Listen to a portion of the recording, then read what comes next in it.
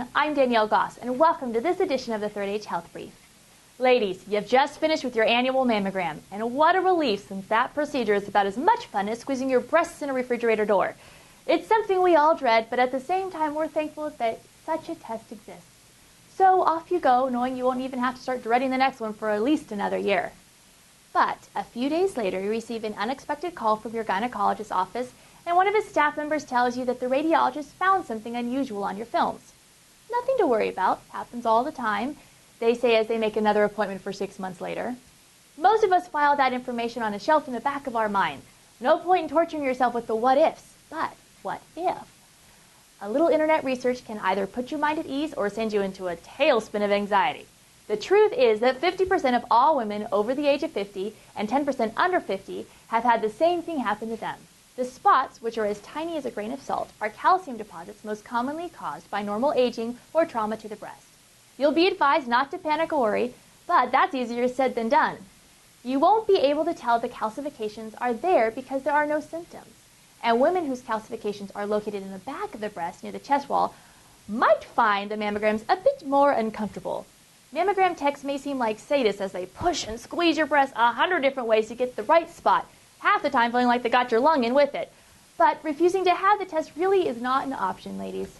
There are two kinds of breast calcifications. The first is macrocalcifications, which are benign bits of calcium not linked to breast cancer.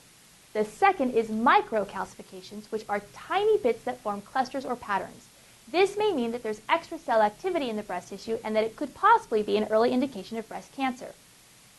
Before you panic and start imagining that you have breast cancer, it's important to know that these calcifications can be caused by inflammation, calcium collected in a milk duct, benign fluid as in a cyst, or a benign growth known as a fibroadenoma.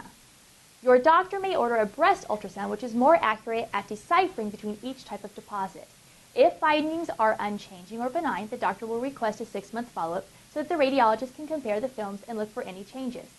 Suspicious calcifications that show rapidly dividing cells may be biopsied with a stereoactic core biopsy, which involves inserting a needle into the calcification and sending it to pathology. Some women may require a surgical biopsy if results are inconclusive. In recent years, the awareness of breast cancer has increased considerably. Those little pink ribbons that are seen everywhere remind us that preventative healthcare is the most important step. Postmenopausal women are more likely to develop calcifications, but doctors report that 80% of calcifications are benign.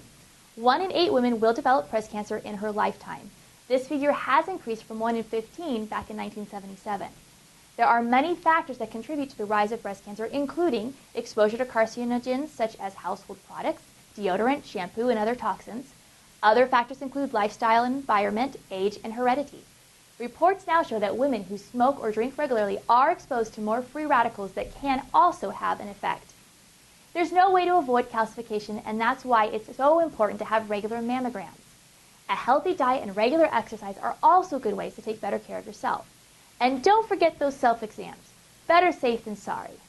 Well, that's going to do it for this edition of the 30 Health Brief. I'm Danielle Goss. Thanks for watching.